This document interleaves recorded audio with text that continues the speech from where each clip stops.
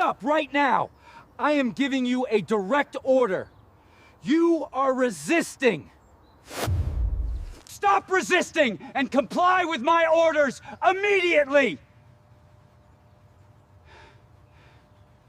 The fluorescent lights above the interrogation room hummed like insects trapped in glass. Marcus Hale sat cuffed to a steel table, wrists raw, shirt streaked with dirt and rain. His badge, the one he'd worked a decade to earn, lay face down on the floor where Officer Clint Rourke had thrown it. Rourke's voice cut through the silence. Funny how a black man with a nice car always turns out dirty somewhere down the line. Marcus didn't look up. He'd seen that expression before. The smirk of a man who thought the uniform made him God. Name? Rourke snapped. Marcus finally met his eyes. You already know my name. The slap came fast, sharp, echoing off the tiled walls. Blood touched the corner of Marcus's mouth. Rourke leaned in, breath sour with coffee and power. Out there, you might fool people, but in here, you're just another suspect who forgot his place. Footsteps approached from the hall. Another officer peeked in, hesitated. Rourke, captain's asking for you. Tell him I'm busy. The door shut again. Marcus's breathing slowed. Something in his gaze hardened. Not fear, not even anger. A calm that comes when a man realizes the game is rigged and still refuses to fold. Outside, sirens wailed. Not local patrol, deeper, heavier, federal. Rourke turned toward the sound. Then the radio crackled. Unit 7, stand down. FBI jurisdiction confirmed. The detainee is Agent Marcus Hale, Federal Bureau of Investigation. Rourke froze. The color drained from his face. Marcus lifted his head slowly, blood glinting under the cold light. Now, he said quietly, you can ask my name again. The room went silent, just before the door burst open. The rain came down in sheets, soaking the cracked pavement of Eastbridge Avenue. Flashing red and blue lights carved through the downpour, reflecting off puddles like broken glass. Marcus Hale tightened his coat and stepped from his black sedan, keeping his FBI credentials tucked discreetly in his pocket. The operation he'd been tracking for months was supposed to end tonight, quietly. Instead, the street was chaos. Local police units had jumped the wire, responding to a false anonymous tip. Hands where I can see them. The shout cut through the storm. Marcus turned, hands raised, the beam of a flashlight blinding him. Officer, he began, I'm Federal. Shot it. Officer Clint Rourke emerged from behind a patrol car, broad shoulders beneath a dripping navy jacket, eyes narrowed with suspicion. What's a black man in a federal sedan doing out here after midnight? Marcus didn't flinch. Working a case. Agent Marcus Hale, Bureau. Before he could finish, Rourke lunged forward, wrenching Marcus's arm behind his back. Pain shot through his shoulder. I said down. Marcus stumbled, knees scraping the wet asphalt. Check my wallet. Rourke pressed his knee into Marcus's spine, handcuffs clicking cold around his wrists. The rain washed mud over his face. From the sidewalk, a woman holding groceries froze, watching. Another officer muttered, You sure about this, Clint? Guy matches the description, Rourke barked. Black male, mid-30s, dark jacket. You want me to write it down for you? Marcus exhaled slowly. His voice came out even. You're making a mistake. Rourke leaned closer. You people always say that. The words landed harder than the pavement. Lightning cracked overhead. The bystanders stayed silent. Phones hovered, but no one recorded. Fear was a quiet accomplice. Rourke yanked Marcus to his feet, resisting. Huh? We'll see how federal you are downtown. Marcus met his eyes, rain dripping from his lashes. You don't even know who you're dealing with. Rourke smirked. Don't need to. I see exactly what you are. Two more officers approached, one looking uneasy. Clint, protocols says, we confirm ID before transport. Protocols, what I say it is. The cuffs bit deeper. Marcus stopped struggling. His training screamed at him to stay calm, but his pulse thundered, not from fear, but fury. He thought of every badge he'd earned, every lecture on restraint, every oath about justice. And here he was, face down, labeled before spoken to.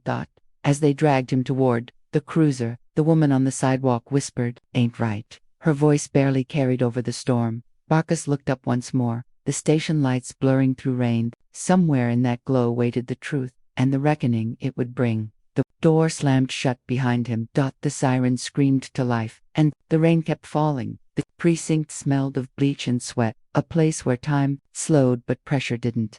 Marcus Hale sat on a metal bench, wrists still cuffed, clothes soaked through. The fluorescent bulbs buzzed overhead, painting everything the same sterile white, as if color itself had been scrubbed away. Officer Rourke stood across the booking counter, writing slowly, deliberately. Every few seconds, his eyes lifted toward Marcus, a hunter, making sure the prey stayed still. "Name?" he asked, pretending not to remember. "Marcus Hale." Rourke's pen paused mid-air. "Occupation?" Marcus's voice was steady. "Federal Bureau of Investigation." The chuckle came low, almost casual. "You boys always pick big titles when you're scared."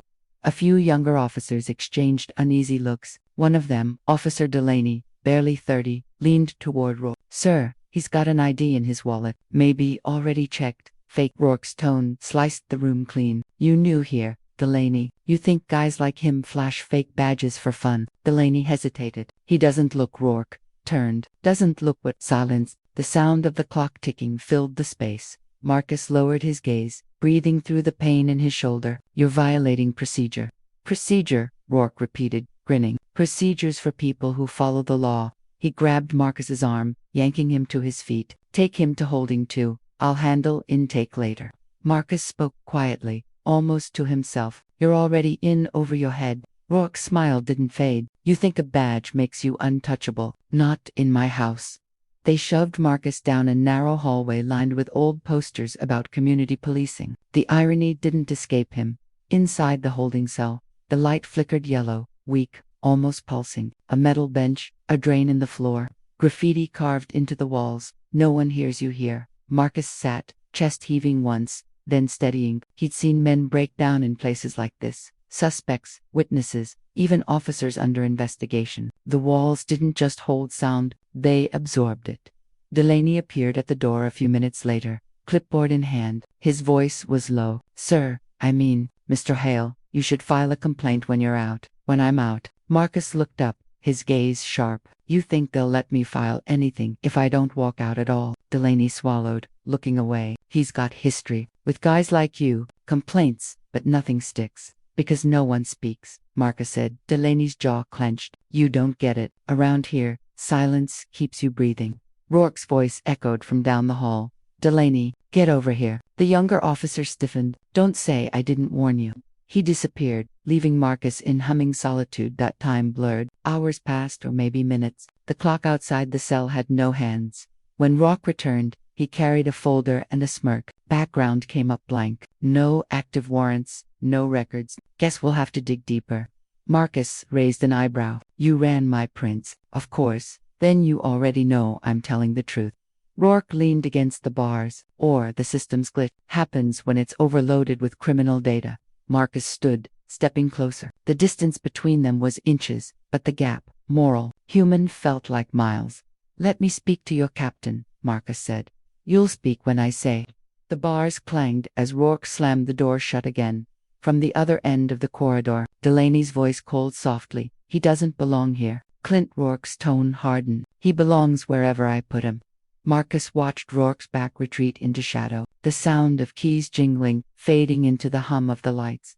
Somewhere deep inside, something cold and deliberate clicked into place. Marcus wasn't afraid anymore. He was taking mental notes, every word, every timestamp, every witness. He'd seen corruption before, but never this personal, this raw. He whispered to himself. "You think you're safe because you've got the uniform." A pause. "Wait until the Bureau sees yours." The light flickered once more, sputtering out before flaring alive again, as if even the electricity was holding its breath. And down the hallway, Rourke's laughter carried on, sharp, confident, unaware that every second from now on was numbered.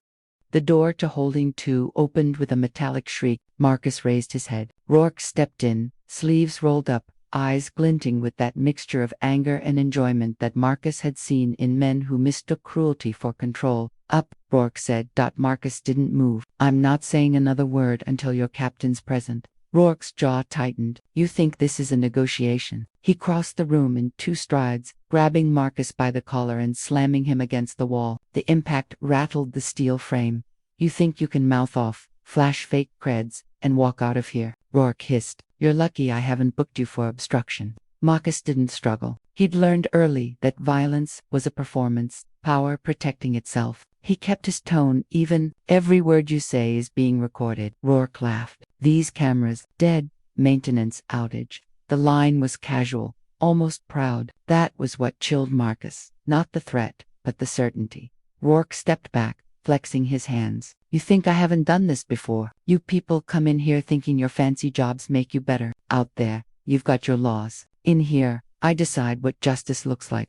Marcus stayed silent, his breathing slowed, deliberate. That silence provoked something. Rourke swung. The first punch landed on Marcus's cheek, spinning his head sideways. The second hit his ribs, forcing the air out of his lungs. He stumbled but didn't fall, still got nothing to say. Marcus's voice came out between breaths. You're not angry at me. You're angry at the badge you'll never earn. Rourke froze for half a second, long enough for the truth to sting. Then drove his fist into Marcus's stomach. Say that again. Marcus fell to one knee, coughing. Blood touched his lip. The taste of iron grounded him. He raised his head slowly. You heard me. Rourke's boot met his ribs. The sound echoed through the concrete cell like a gavel hitting wood dot outside. The hallway stayed silent. Officers heard. No one entered. Rourke wiped sweat from his forehead, pacing. You want to play tough, Agent Hale. Let's see how long that pride lasts when no one's coming for you. Marcus's head hung low, but his mind catalogued everything: time, angle, voice, inflection. The camera's position, even if it was dead. He was building a record. Every abuser leaves evidence. Another strike came, this one to his temple. The room tilted, light fragmenting into shards. Rourke leaned close, whispering, You don't belong in law enforcement. You belong in a file. Marcus spat blood onto the floor. Then file me under your mistake. The officer's face twisted. You think you'll get out of this? I don't think. Marcus's eyes locked on his. I know. The calmness unnerved Rourke more than resistance ever could. He stepped back, fists clenched, then stormed toward the door. Enjoy your night, Agent, he sneered. If you really are one. The door slammed. Marcus slumped against the wall, chest rising and falling in shallow rhythm. Pain pulsed through him like a heartbeat, but his mind was clear, crystallized. This was what injustice looked like up close. Not rage, but routine. He tested his jaw, swollen but intact. His ribs screamed with every breath. The cell swam in a haze of fluorescent light. He pressed his palms flat on the cold floor, grounding himself in something real. Minutes passed, maybe an hour. Voices drifted from the hall, to officers talking. Rourke's losing it. The guy's got credentials. Federal. For real. Yeah, Hale. It's in the system now. Jesus. You tell him. Not yet. He'll bury it. The sound faded. Marcus's eyes opened, sharp despite the swelling. He whispered to himself, Good, let him dig. Somewhere in the building, a printer clattered confirmation sheets, probably the ID verification he'd been waiting for. He straightened, forcing himself upright against the pane. His reflection in the scratched metal mirror stared back, bruised, blood at the corner of his mouth, but eyes still steady. He spoke softly, as if addressing the walls themselves. They think this room erases people. A beat. But this room records everything that matters. Outside, the storm had stopped. The air felt different, heavy, expectant. Marcus closed his eyes. He could almost hear it, the approaching hum of black SUVs, the rhythm of order returning to a space built on chaos. But for now, the world was still. Only his breathing filled the cell. In the distance, Rourke laughed with another officer, loud, unbuttered, certain he'd won. Marcus's voice was a whisper under that laughter. Clocks ticking. The camera light above the door flickered once, then again. The maintenance outage was ending. And somewhere inside the precinct's database, the red flag marked Federal Agent Marcus Hale had already triggered a call to Washington. The sound of footsteps woke Marcus. He didn't remember falling asleep, only the slow rhythm of pain dulling into something distant. The light in the cell had dimmed to a faint yellow. Somewhere in the station, a fax machine hummed, printing out the very thing Rourke had hoped would never exist. Two voices approached, sharp and nervous. I'm telling you. His prints came back Federal. One officer whispered, Level 5 clearance, Field Operations Division. You sure it's not a glitch? Cross-checked twice. This guy's legit. Their words stopped outside his cell. A silence followed, then the slow scrape of the lock turning. Rourke entered first, his expression unreadable. Behind him stood Officer Delaney, face pale. He held a document, edges trembling in his hand. What's that? Marcus asked, voice rough but calm. Rourke didn't answer. He snatched the paper from Delaney, eyes scanning line after line. The color drained from his face as he reached the final line. Federal Bureau of Investigation, Special Agent Marcus J. Hale. Rourke's throat moved once. He tried to laugh. It came out thin. Must be fake. Delaney cleared his throat. It's not, sir, Washington confirmed through the bureau channel. Marcus stood, slow but steady. His cuffs clinked against the metal bench. You said earlier, Officer Justice, looks like whatever you decide. Rourke's eyes flicked up. Don't start preaching. Then maybe look at the sermon you wrote. Delaney shifted uneasily. Captain's asking for him. Clint, they know now. For a long second, no one moved. The fluorescent light buzzed overhead, the only sound in the silence. Rourke finally exhaled, forced composure returning like a mask. Escort him to the office. I'll explain everything. Explained. Marcus repeated. That'll take time. You've already wasted enough of mine. Delaney stepped forward, uncuffed him gently, an apology in action. Marcus rolled his wrists, flexing the blood back into his hands. They walked down the hallway. Officers turned to look, whispers following like a trail of smoke. Some faces were shocked, others looked away entirely. Complicity hides best behind silence. As they passed the main desk, the phone rang, sharp, insistent. The desk sergeant answered, listening for only a second before his face went white. He handed the receiver to Rourke. It's the bureau, he said quietly. They're on their way. Rourke froze. What ETA 15 minutes? Field director himself. Marcus almost smiled. 15 minutes. You'll be lucky to find a uniform by then. Rourke's composure cracked. He turned sharply, grabbing Marcus's arm. You set me up. Marcus's tone was even. I followed protocol. You broke it. Rourke's grip tightened. You don't know what this department's like. You think they'll protect me. They'll throw me under the bus before the feds even park. That's between you and your conscience, Marcus said. If you still have one. Delaney stepped between them. Enough, Clint. Just stop. The tension hung heavy. For a moment, the entire station felt like it was holding its breath. Then, through the cracked blinds, headlights swept across the wall, black SUVs pulling into the lot. The air shifted. Fear, not authority, ruled. Now Rourke's voice came out as a whisper. You really called them in. Marcus looked at him. You did.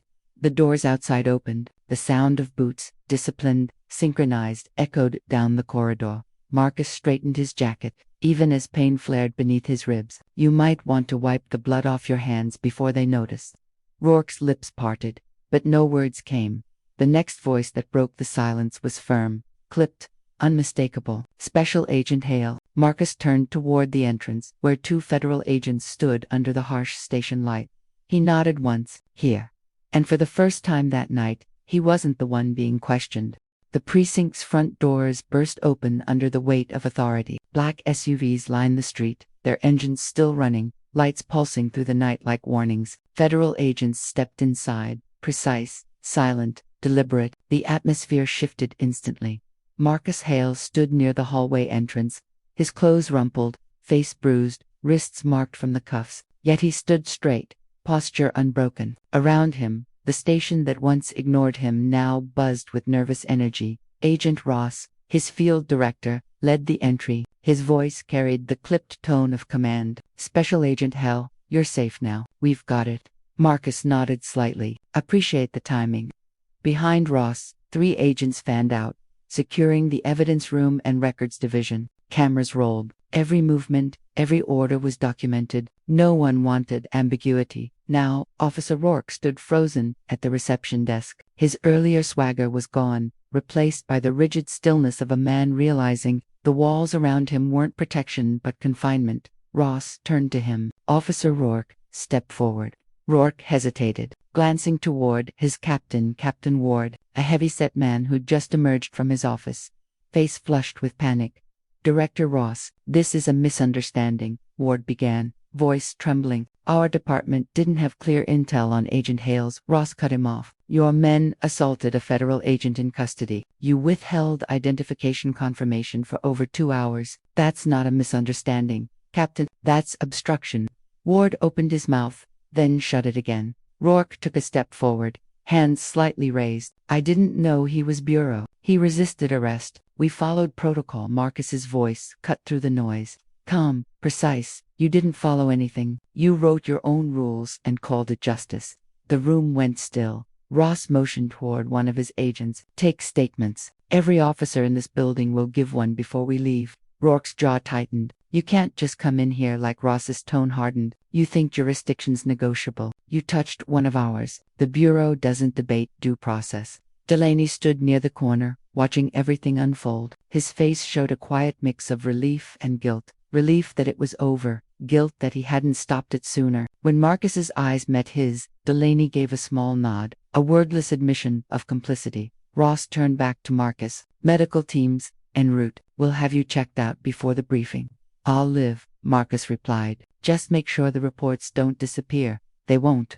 Ross's tone carried an undercurrent of steel assurance born from power used responsibly. Across the room, Rourke was losing control of his voice. You don't understand. He provoked me. He talked down like he owned the place. Marcus didn't move. I didn't need to provoke you, officer. All I did was exist. The statement landed like a verdict. Every person in the room felt it. The officers shifting uncomfortably. The captain looking away. The younger ones realizing what they'd witnessed wasn't an anomaly but a mirror. Ross gestured to his team. Secure him. 2 agents approached. Rourke stepped back, his face pale. You're arresting me. For what? Assault on a federal officer. Unlawful detention. Civil rights violation. The cuffs, colder, heavier than the ones he'd used hours before, clicked around Rourke's wrists. He tried to twist free. You can't do this. Ward, tell them. But Captain Ward only muttered, there's nothing I can do, Clint. Marcus watched silently as Rourke was led away. The same hallway, the same floor, but now the roles reversed. Justice wasn't fast, but it was exact. Outside, reporters had already gathered, the story spreading before anyone could sanitize it. Flashbulbs burst through the station windows. The air reeked of panic and inevitability. Ross leaned closer to Marcus. You'll need to debrief. Internal affairs will follow up. You want this public. Marcus hesitated. Public or quiet, truth doesn't change, but silence. That's how this keeps happening. Ross gave a nod. Understood. We'll handle it clean. Marcus adjusted his jacket, pain rippling through his side. There's one more thing. Ross looked at him. What? Officer Delaney, he spoke up, quietly, but it mattered. Make sure that's in the report. Ross's eyes flicked toward Delaney, noted. As they moved toward the exit, Marcus turned back one last time. The station looked smaller now, not physically, but in meaning, a place built on authority. Stripped bare by truth, Rourke shouted from behind the glass of the holding cell, his voice cracking. This isn't over. Marcus didn't respond. He stepped out into the rain, where the storm had started. The air was cleaner now, almost still. Ross followed, motioning to the agents. Let's move. Marcus looked up at the sky, heavy clouds shifting. Dawn somewhere behind them. He didn't smile, but something in his face eased. For the first time all night, the lights behind him didn't feel like accusation. They felt like exposure. And behind the glass, Rourke's voice faded into silence.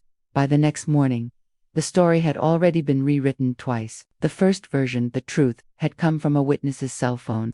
Clip uploaded at 2:14 a.m. It showed only seconds. Rourke dragging Marcus through the rain. The officer's voice sharp, Marcus saying one phrase, check my ID. The second version aired on local news by sunrise. Police mistakenly detain man during drug raid. No serious injuries reported. Marcus sat in a hospital bed, stitches running along his jawline. The television flickered blue light across his face. Each word on the screen stripped the night of its violence, turning it into a minor incident. Agent Ross entered quietly, coffee in hand. You should turn that off. I need to see how they tell it, Marcus replied. That's part of the job. Ross set the cup down. They're calling it a procedural error. City's panicking. The mayor wants a statement from us. Controlled, preferably. Marcus's gaze didn't leave the screen. Controlled means buried. Ross sighed. Internal Affairs has already started interviewing. Rourke's suspended pending investigation. The department's trying to frame it as one rogue officer. Marcus gave a dry laugh that cracked his lip. One rogue officer. The oldest lie in American policing. Silence settled. Machines beeped softly beside the bed. Ross broke it first. You did everything right. You stayed alive, got the evidence, and you'll testify. That's enough. Marcus turned toward him. Enough for who? You, them, or the next man who looks like me and doesn't have a badge to pull rank when he's on the ground. Ross didn't answer. He picked up the coffee instead. A knock interrupted them. A woman stepped in, crisp suit, tablet in hand, eyes sharp. Agent Yara Chen, Internal Affairs. Agent Hale, she said evenly. I'm handling the internal review. I'll need your official statement within the next 24 hours. I also need to brief you on Bureau protocol regarding external media contact. Marcus nodded slowly. Translation. Keep quiet. Chen didn't deny it. Public comment could compromise ongoing investigations. We'll pursue justice through legal channels.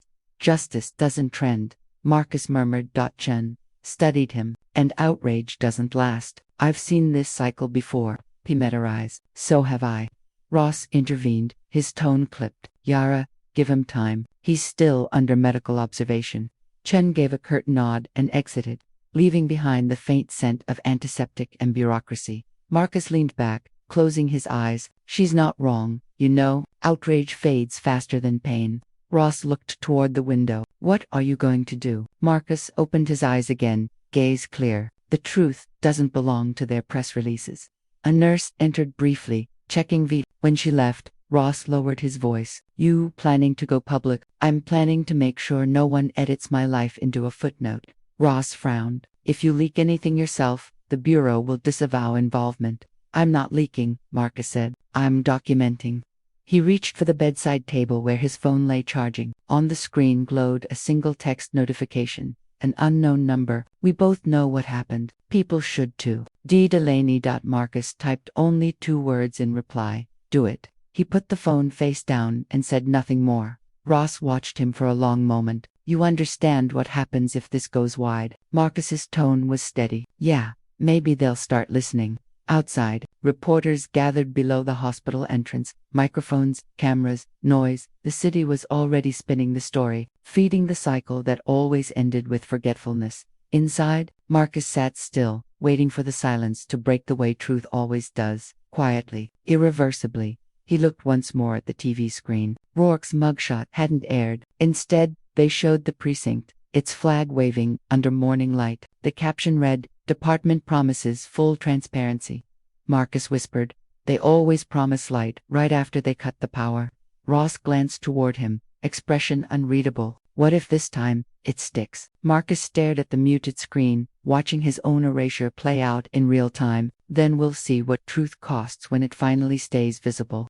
At 9:32 p.m., the video surfaced again. Different upload this time. Cleaner, longer. The timestamp proved it hadn't been edited. The world saw it. Marcus handcuffed, bleeding, pleading for identification. Rourke shouting, You people never learn. The words cut through like shrapnel. Within 20 minutes.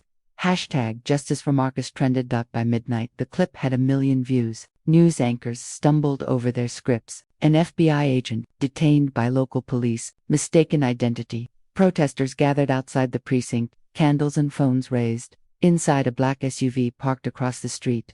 Rourke watched it all unfold on his dashboard screen, his jaw clenched. This isn't how it was supposed to go. Captain Mill's voice came through the phone. Turn off your cell, Robert. Don't speak to anyone. They edited it, Mills. It's out of context. Doesn't matter. EA's recommending charges. Stay home. Rourke hurled the phone at the passenger door. Glass cracked. Marcus sat in his hospital room again, now crowded with reporters beyond the security barrier. Flashbulbs lit the hallway like fireworks. Inside, Ross stood by the window, phone buzzing every few seconds. Delaney sent it to every outlet, Ross said, and to the Bureau's press inbox. They can't bury it now. Marcus nodded slowly, voice low. Good. It's not mine anymore. It's everyone's. Ross turned. You know they'll spin it as an overreaction. They'll say, Rourke panicked, made a mistake. Marcus gave a thin, tired smile. They always say that until the footage makes it undeniable. He leaned forward, wincing as the bandage on his shoulder pulled. You ever notice how they only believe it when it's on camera? Ross didn't respond. He didn't have to. A nurse entered, lowering the TV volume. You've got visitors, she said quietly, through the glass door. 3 figures waited, 2 men in suits, 1 woman holding a file. Department brass. Ross straightened. They're not here to apologize. Marcus exhaled. Then let's get this over with.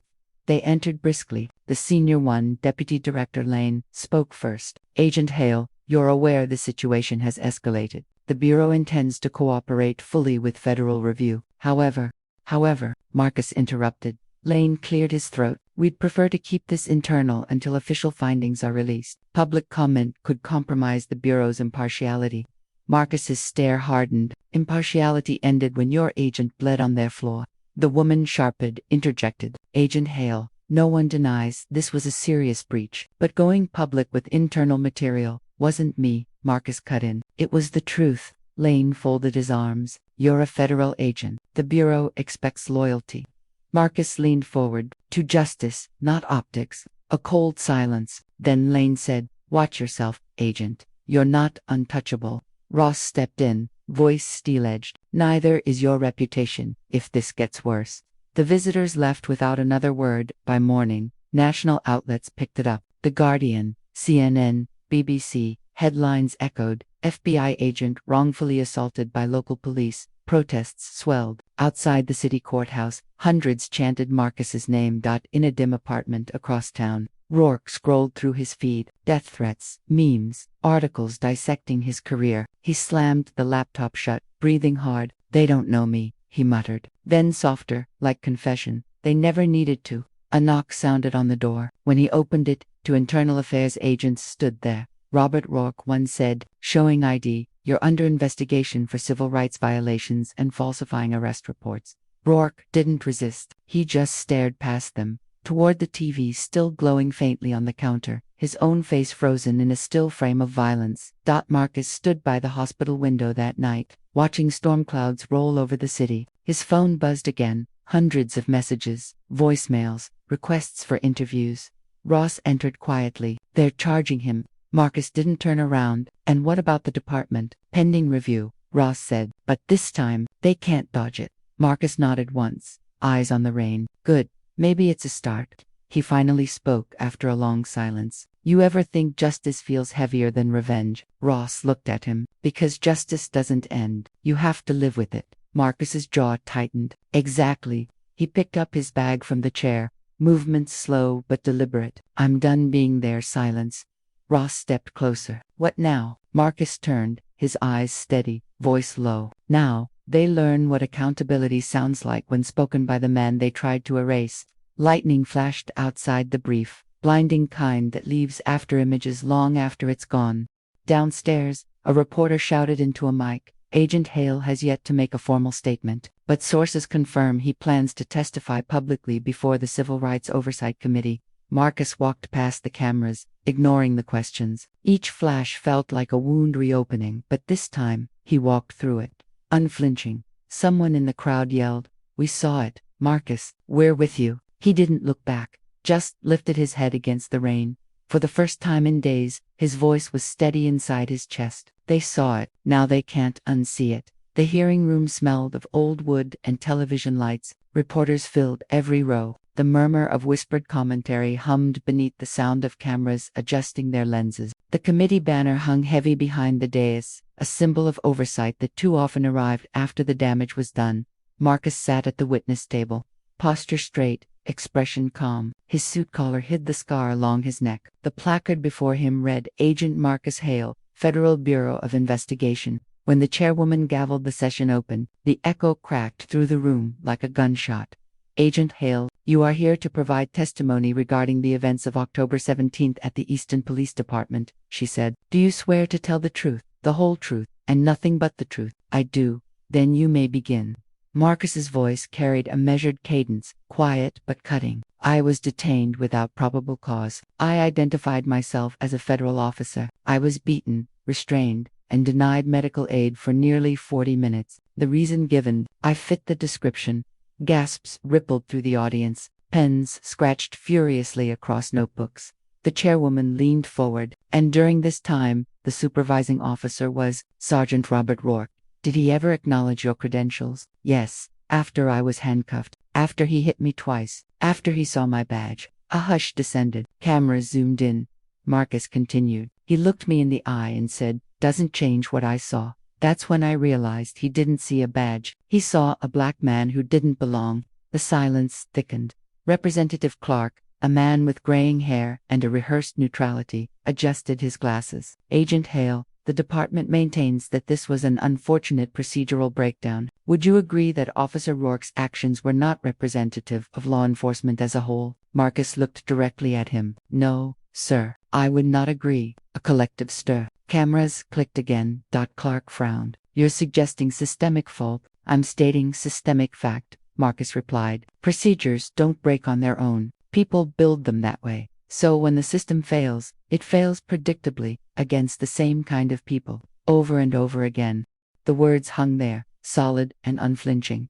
Chairwoman Grant let the moment breathe before asking, "What outcome do you want from this hearing, Agent Hale?" Marcus paused. Accountability, not just for the culture that trained him to act without question, for the silence that shielded him after, and for every desk that signed off on the report, calling it a mistake. A voice from the press table whispered, "That'll make headlines." Marcus glanced toward the camera line, the same devices that had turned his pain into proof. He spoke to them now, not the committee. "I want to make it harder for them to write us out of the story again." Rourke sat several seats away, flanked by attorneys. His face was swollen, not from bruises but from exhaustion. When the chairwoman invited him to speak, he hesitated. The microphones waited. He cleared his throat. "What happened that night? I made a bad call. I didn't know who he was. Things got out of hand." Marcus didn't look at him, but the faint shake of his head betrayed disbelief. Rourke continued, "I've served 17 years. I've arrested murderers, traffickers, never had a complaint stick. But that night, I was tired. I reacted." Chairwoman Grant's voice sharpened. "Reacted to what, Sergeant?" "To attitude," Rourke said, almost pleading. He was resisting. Marcus finally turned. "I was identifying myself."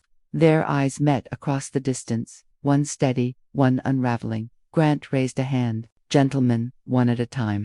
But Marcus spoke anyway, his tone low, surgical. "You didn't react to attitude. You reacted to a man you never expected to answer back. You reacted to the idea that someone like me could wear the same badge you hide behind."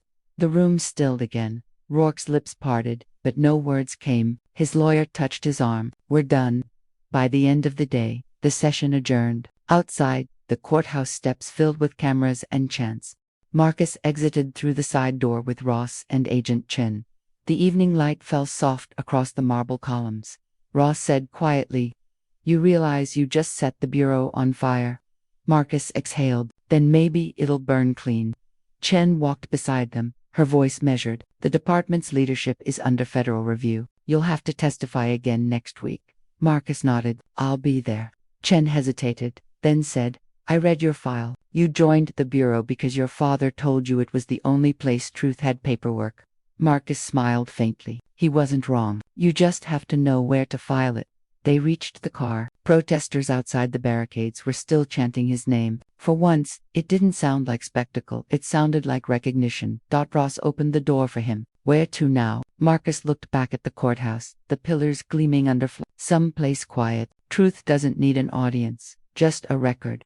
Later that night, in a small motel room outside D.C., Marcus sat by the desk writing. No cameras, no microphones, no witnesses, just words on a page. His statement, unfiltered. They said it was an error, but it wasn't. It was a habit. A habit this country keeps rehearsing and refusing to name. If justice means anything, it must start where the apology ends. He stopped writing. The hum of the heater filled the silence. Ross's voice came from the doorway. "They'll use your words in training one day." Marcus didn't look up. Then maybe the next man won't have to bleed for a lesson. He folded the page, slipped it into an envelope marked to the committee.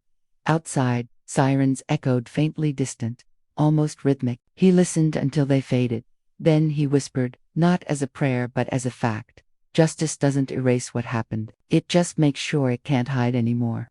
The verdict came on a gray morning, the kind where time itself feels hesitant. Rain pressed against courthouse glass. Inside, the seats were packed. Journalists, community leaders, off-duty officers, and the families of both men.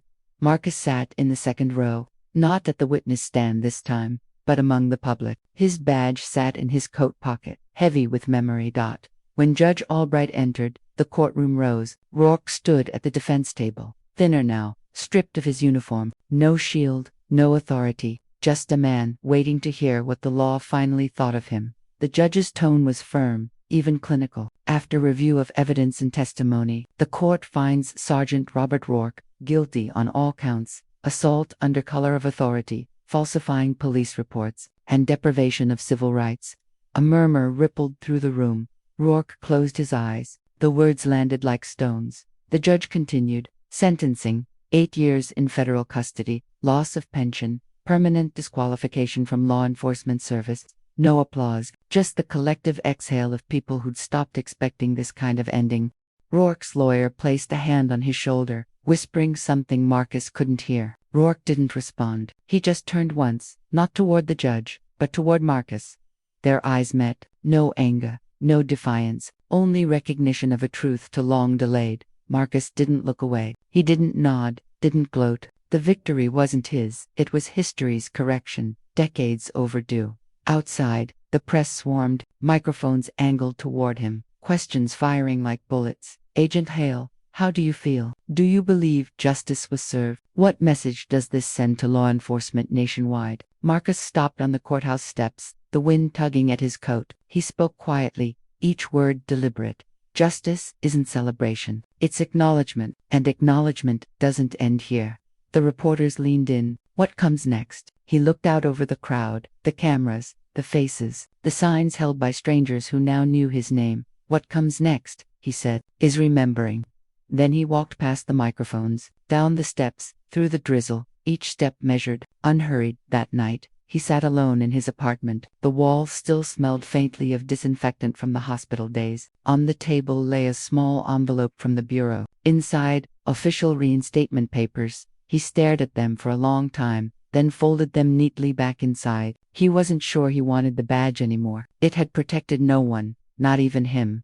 The phone buzzed, a message from Delaney. They're calling it the Hale case now. Training material. You did it, Marcus typed slowly. No, we did what we had to. He set the phone aside. Outside, thunder rumbled distantly over the river, the kind of storm that carries both warning and cleansing. 2 weeks later, he returned to the station where it all began. The building looked smaller, new leadership, new signage, same walls. Captain Mills met him in the lobby. Agent Hale, he said stiffly, didn't expect to see you here. Marcus studied the man's face, polite, nervous, bureaucratic, just visiting. Mills shifted awkwardly. The department's implementing reforms, mandatory bias training, body cam policy overhaul. Marcus nodded once. Good. Make it harder to forget. As he turned to leave, Mills added, you know, some of the officers, they said you made them look bad.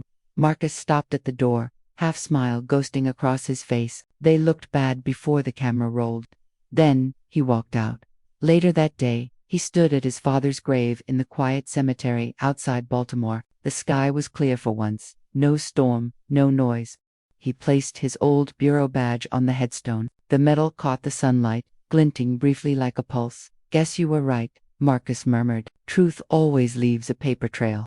Wind moved through the trees, soft, unhurried. He stood there a long time, letting silence settle where anger used to live. When he finally turned to leave, he didn't look back. The badge stayed where it was, a reminder, not a burden. That evening, news anchors discussed the landmark case that exposed systemic bias, policy failure, and the culture of silence inside policing. Panels debated reform, politicians promised review, but in living rooms and kitchens across the country, people just watched the footage again. The image of a man standing up after being beaten, saying nothing, just staring straight ahead. For once, the silence was enough. A week later, Marcus joined a small community meeting in D.C. No cameras, no headline, just citizens talking about accountability, policy, protection. A teenager asked him, do you still believe in justice? Marcus thought for a long time before answering. I believe in proof. Justice comes after. The room was quiet, but it wasn't hopeless, and that for the first time, felt like change. That night, Marcus wrote one final line in his notebook. The system didn't fail. It worked exactly as designed. The real work is redesigning it. He closed the cover, placed it beside the window, and let the rain start again outside. For the first time since that night in the precinct, the sound didn't unsettle him. It sounded like cleansing, not of what happened, but of what could still be made right.